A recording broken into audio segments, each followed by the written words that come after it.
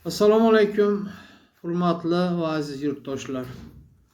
Men Toshpo'lat Hamidov 24-mart 2025-yilda Uztime YouTube kanali orqali xalqimizga murojaat qilgan edim.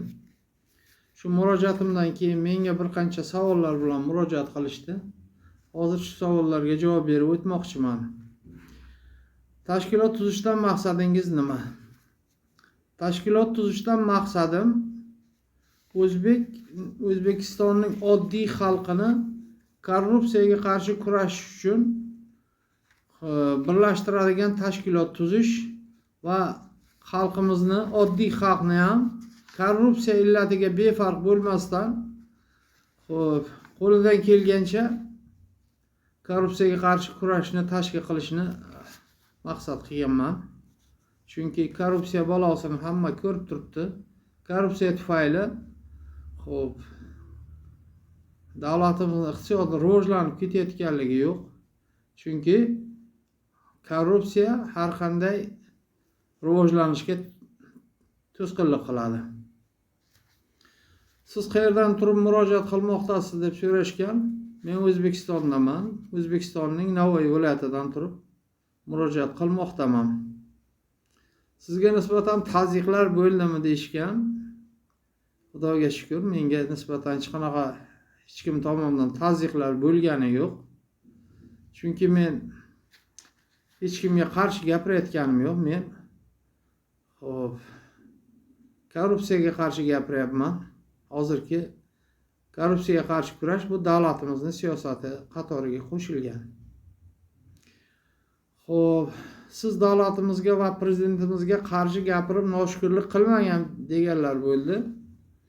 Men hurmatli yurtdoshlar, davlatimizga va prezidentimizga qarshi gapirganim yo'q. Davlatimiz va prezidentimiz hozirgi vaqtda korrupsiyaga qarshi kurashishni davlat siyosati qatoriga olib chiqdilar va men shu korrupsiyaga qarshi kurashish uchun qo'limizdan kelgancha oddiy xalqni birlashtirib korrupsiyaga qarshi kurashni tashkil qilmoqchi edim. Chunki davlatni o'zi kurashib korrupsiyani yenga olmaydi. Mana buni hayot ham ko'rsatib turibdi. Shu SSR davridan boshlab hamma huquqni muhofaza qiluvchi idoralarda korrupsiyaga qarshi kurash bo'limlari ochilgan va lekin ularni samarasi yetarli darajada bo'lgani yo'q. Agar butun xalq birlashib korrupsiyaga qarshi kurashmas ekan, korrupsiya balosini yengib bo'lmaydi.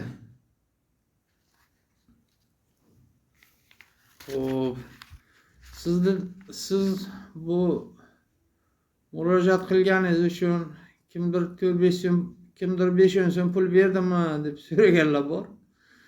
Hurmatli yurtdoshlar, menga hech kim bu qilayotgan murojaatim uchun 5 so'm bergani yo'q. Men murojaat qilib 10 ga yaqin blogerlarga jo'natgan edim, lekin faqat Uztime kanali meni murojaatimni chiqarib berdi. Qolgan jurnalist va blogerlar meni murojaatimni chiqarishni o'zlariga ep ko'rishmadi.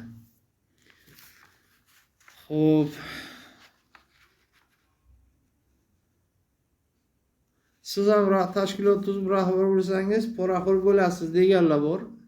Hurmatli yurtdoshlar, bizni tashkilotimiz bu poraxo'rlikka qarshi kurashadigan tashkilot va men bu tashkilot tuzilsa, unga rahbar bo'lish niyatim ham yo'q. Meni niyatim shu poraxo'rlikka qarshi, korrupsiyaga qarshi kurashadigan tashkilotni tuzish va uni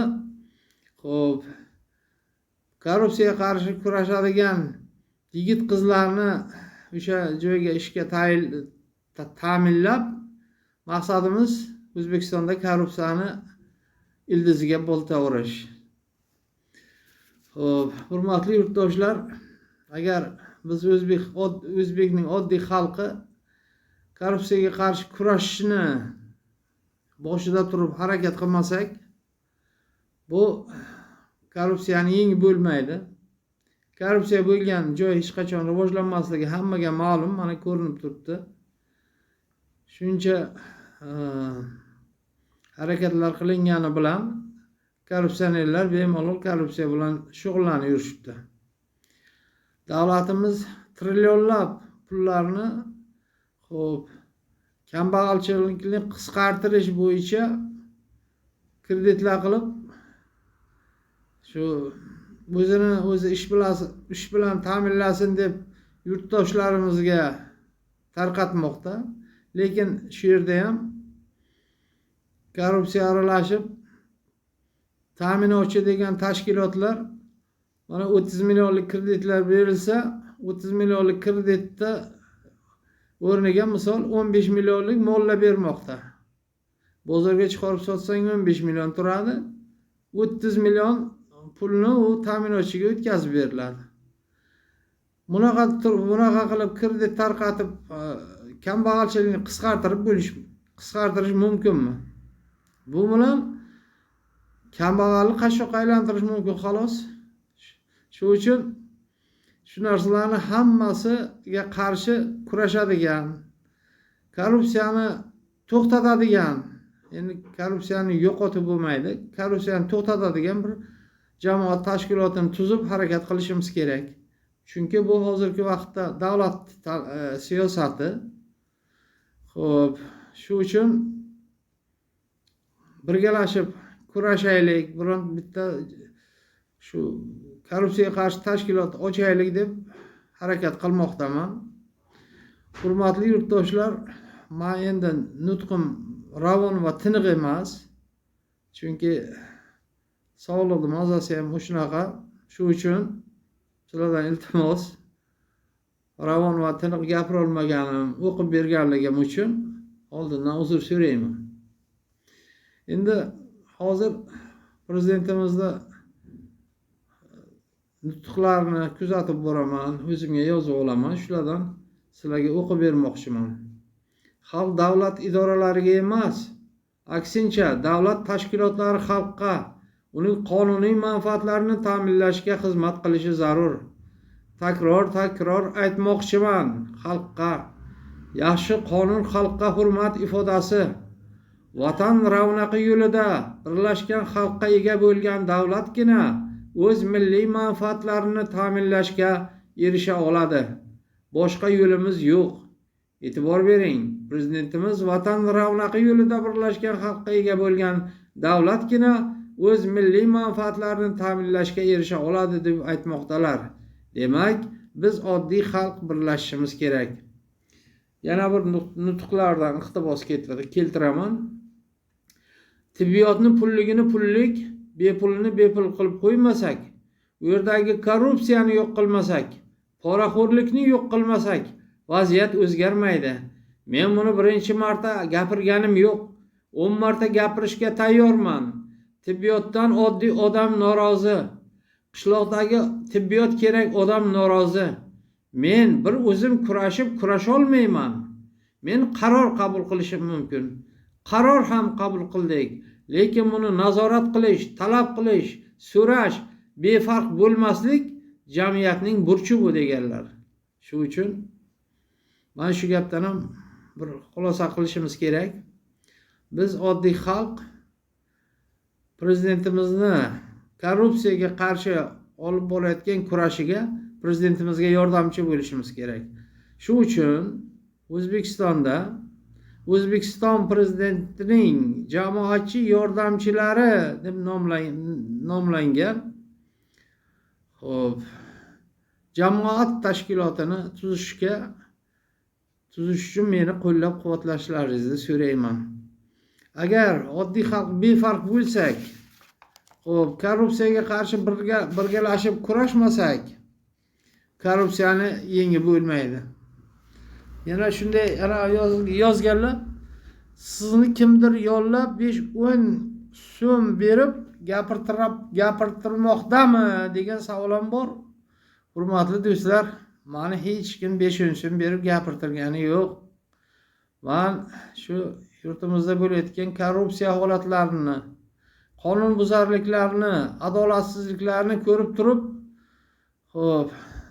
shu korrupsiyaga qarshi, qonunbuzarliklar va adolatsizliklarga qarshi kurashga harakat qildim va bu harakatimga yurtdoshlarimizni ham qo'shilishlarini so'rayman.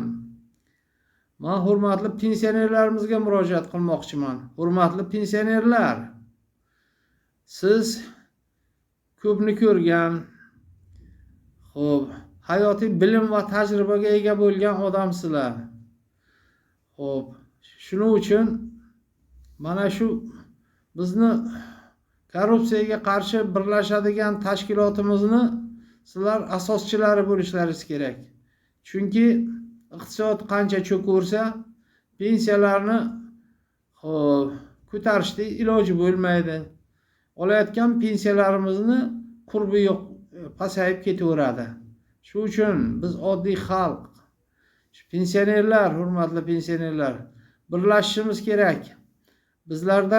Bizlarni hammamizni bolalarimiz bor, nevaralarimiz bor. Shu ularni kelajagi uchun, kelajakda yaxshi yashashlari uchun biz hozir korrupsiya balosiga qarshi birgalashib kurashishimiz kerak. Hurmatli yurtdoshlar. Endi xo'p, oddiy xalq fikrlashni o'zgartirishi kerak. Korrupsiyaga qarshi kurashish uchun befarqlikni va qo'rquvni yig'ishtirish kerak. Mening qo'limda hech narsa kelmaydi deb fikrlashni to'xtatishimiz kerak. O'zbeklar hech qachon birlasha olmaydi degan fikrdan voz kechishimiz kerak. Mening fikrimcha O'zbekistonni iqtisodiy rivojlanishiga 3 ta katta to'siq bo'lib turibdi. Birinchisi, mamlakatda korrupsiya holatining avj olganligi. Ikkinchisi, oddiy xalqning korrupsiya holatlariga befarqligi. Uchinchisi, korrupsiyaga qarshi kurashish uchun oddiy xalqning birlasha olmasligi. Bunga sabab xalqimizni ongiga o'rnashgan qo'rquv bo'lsa kerak. Oddiy xalq boshiga bir balo kelishidan, kimlardir uni boshini og'ritishidan, tuhmatga uchrab qamalib ketishidan qo'rqadi. Lekin xalq birlasha olsa, bu qo'rquv yo'qoladi. Bir kishi hamma uchun, hamma bir kishi uchun shiori ostida birlashishimiz kerak-da. Mana har bir inson qo'rqmasligi uchun uni orqasida kimlardir turganligini bilish kerak. Mana jurnalist va blogerlar odamlarning muammosini olib chiqadi. Faqat tanqid bo'lyapti, lekin faqat tanqid qilish bilan hech narsani o'zgartirib bo'lmaydi. Xo'p, shu muammolarni yo'qotish uchun unga qarshi muammolarni o'rganib, unga qarshi kurashish kerak. Unga qarshi muammolarga qarshi kurashadigan tashkilot tuzishimiz kerak. Xo'p, davlatimizda xalqning nazoratini tashkil qilishimiz kerak. Hamma qayerda korrupsiya holatini uchratdimi, darhol agar biz birlashib tashkilot tuzsak, shu tashkilotga xabardor qilsa, bu tashkilot bemalol o'sha korrupsiyani to'xtatadi. Korrupsioner agar siri ochilishini bilsa, korrupsiyaga yo'l qo'ymaydi. Agar biz oddiy xalq birlashib prezidentimizni korrupsiyaga qarshi kurashish to'g'risidagi siyosatini qo'llab-quvvatlasak, bir tashkilotga birlashsak, bizni bu tashabbusimiz prezidentimizgacha yetib boradi. Agar prezident ham shu bizni tuzilajak tashkilotimizni eshitsalar, menimcha xursand bo'lsalar kerak, chunki korrupsiyaga qarshi kurashish to'g'risida u kishi qanchadan qancha gaplarni gapirmoqdalar. Agar biz oddiy xalq prezidentimizni qo'llasak, korrupsiyaga qarshi kurashlarni, xo'p, yaxshi natijaga erishamiz. Meni kuzatishda davom etinglar. Xo'p, hurmatli jurnalist va blogerlar, meni bu murojaatimni Xudo yo'liga bir qilib tarqalishiga yordam beringlar, chunki agar biz bu tashkilotni tuzsak, xo'p, ertaga sizlarga nisbatan bo'ladigan turli xil tazyiqlardan, tuhmatlardan biz sizlarni himoya qilib bilamiz. Biz hammamiz birlashib korrupsiyaga qarshi kurashuvchi xalq tashkilotini tuzishimiz kerak. Shunday vaqtda hop, korrupsiyani yengib bilsak, O'zbekiston rivojlanadi va kelajak avlodlarga bir yaxshi rivojlangan davlat qoladi. Korrupsiyani to'xtatmasak, O'zbekiston hech qachon rivojlanmaydi, hurmatli do'stlar. Meni bu maqsadim davlatga va prezidentga qarshi kurashish emas. Mani maqsadim davlatga va prezidentimizga korrupsiyaga qarshi kurashish uchun qo'limizdan kelgancha yordam berish. Shu uchun qo'rquvni yig'ishtirib bu tashkilotga tuzilishiga harakat qilishimiz kerak. Bu tashkilotga a'zo bo'lganligi uchun hech kim bir javobgarlikka tortilmasligi kerak. Chunki bizning qilmoqchi bo'lgan ishimiz bu davlat siyosatiga zid emas. Meni chiqishlarimni kuzatishda davom etinglar. Xudo xolasa birlashib menga qo'ng'iroq qilinglar. O'zlaringizni fikrlaringizni aytinglar. Mani telefon nomerim 50 kodi bilan 506 26 34. Hozir ancha-muncha yurtdoshlarimiz telefon qildi va bu tashkilot tuzilsa a'zo bo'lishligini aytdi. Bunday tashkilotni tuzish uchun qo'llaringdan kelgancha yordam qilinglar, hurmatli yurtdoshlar. Faqat davlatdan bizga bir yaxshilik qilishini, yangilik qilishini kutib o'tirmasligimiz kerak. Biz ham birlashib qo'limizdan kelgancha korrupsiyaga qarshi kurashishimiz kerak. Korrupsiyani to'xtatsak, hammaga yaxshi bo'ladi. Chunki korrupsionerlar oz. Bizda esa ko'pchilikmiz. Hamma ham korrupsioner emas. Korrupsiya balosidan azob chekib yurganlar ko'p. U yerga borib, bu yerga borib ishini bitira olmayotganlar ham ko'p.